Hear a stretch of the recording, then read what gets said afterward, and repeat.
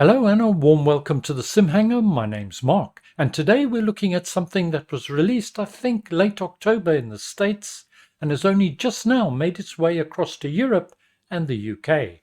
I'm talking about the HP Reverb G2 version 2. In this video we're going to examine what's changed and why those changes have made this the de facto best bang for your buck VR headset for simulation, bar none. The somewhat unexpected but very welcome announcement was made in late October, and the product almost immediately went on sale in the States, with wider distribution being announced recently. HP made these changes in response to a number of issues and to ensure the wide appeal of this headset was maintained. The highlights of the changes made are improved controller tracking with 30% more vertical area coverage, a new 6-meter cable with a new breakout box which addresses many of the compatibility issues experienced on AMD motherboards and AMD systems. Some connectivity issues have been reported on Intel systems, I'm aware. I've had this headset for about a week or so now, and I've had no connection or connectivity issues at all. In addition, the face mask has been completely redesigned. For me, as someone who wears glasses, this headset is now even more comfortable. But if you don't wear glasses or you're using VR lenses, there's an adapter plate that can be removed to increase your FOV.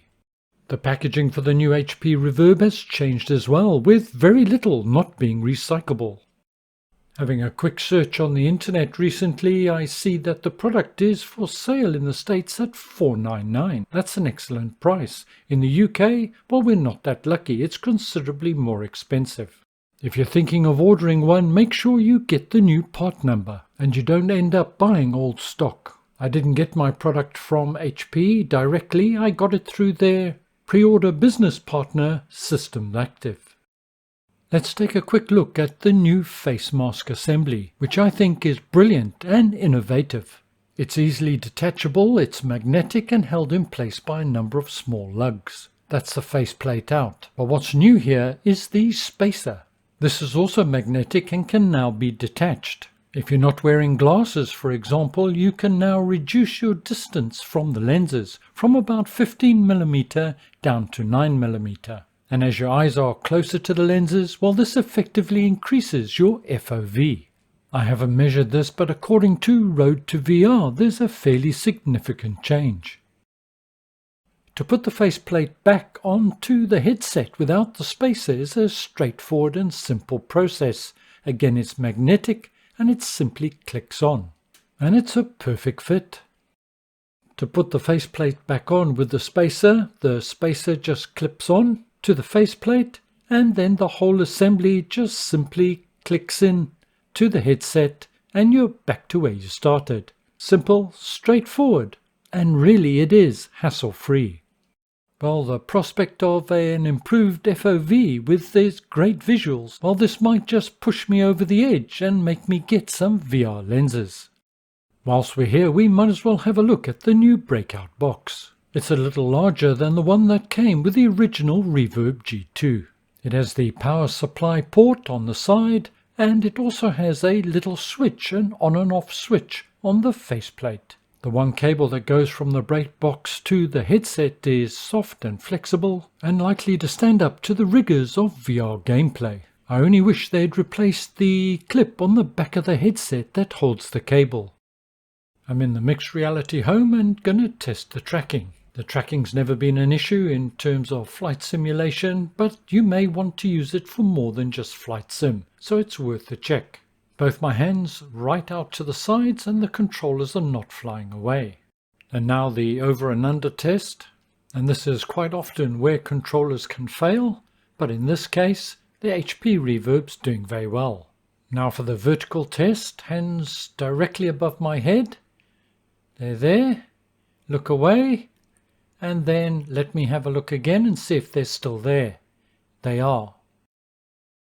Just going to test the side to side again, arms outstretched and held slightly back.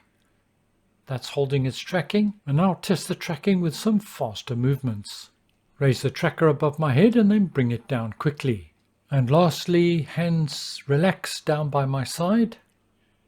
1, 2 controllers are there. If anything, I'd say the tracking is excellent and more than adequate enough to meet flight simulation requirements. All the other technical specifications in terms of lens and display are unchanged from the original Reverb G2. In this video I'm only focusing on what's new or improved. You may be aware of this, but if not, go to your settings menu and then mixed reality, and then choose startup and desktop. Now normally Windows Mixed Reality boots up as soon as you power up your headset. If you don't want that to happen, there's now another option. If you check the second box, then the Mixed Reality portal will only start once it detects that you're wearing the headset. And there's a third option for Steam VR users. And by checking this option, when the Mixed Reality portal is launched, then the Windows Mixed Reality for Steam VR program will run at the same time. No need to start it separately. Well, this edition of the Reverb headset, which is in effect an update or upgrade on the original Reverb G2, provides even more compelling reasons or options why the Reverb G2 is the best headset for flight simulation in the under £1,000 category. If you've already got a G2, is it worth an upgrade to this model? Well, I'd have to say, considering its price point of circa £600, well, no, it's not. Stick with what you've got. But if you're like me, coming from a G1 to this G2, well, I consider it value for money and a fairly significant upgrade. Yes, the resolution is the same, but the color reproduction, etc., well, it's a considerable step up. I must say, however, that the G2 is the most comfortable headset that I've ever worn. In my opinion, it's considerably more comfortable than the Farjo Aero, and I think that has to do with the fact that there's just less weight in the front of your face. As I spend all my time in flight simulation, it's not such a big issue, but I can't help feeling that perhaps HP missed an opportunity by not upgrading the controllers. Yes, it would have cost a little bit more, but for general VR, well, it would have been a boon. Regular viewers of my channel will be aware that it was my intention to buy the Farjo Aero, and that hasn't changed. I still intend to buy that headset. But that purchase for now can wait. As an interim step, I decided to buy the G2. Yes, it sets my savings goal back somewhat, but for me, for the quality of the display, the comfort of the headset, and the fact that it's optimized for Microsoft Flight Simulator means I'm going to be quite happy with the G2 for some time to come. And of course, I haven't had to spend an extra £1,700. I'm aware in the States that you can buy the upgraded cables separately, and I'm not sure, but you may be able to buy the faceplate as well. But I'm not aware of anybody in the UK, including HP, offering that at this time.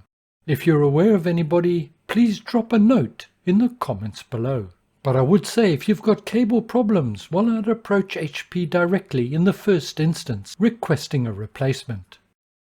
Well, everybody, thank you very much for joining me today. I hope you found this useful and informative. I'm off now to spend a little bit more time in VR in my new G2. Remember to keep the blue side up, stay well, look after yourselves. I'll see you again soon, and bye for now.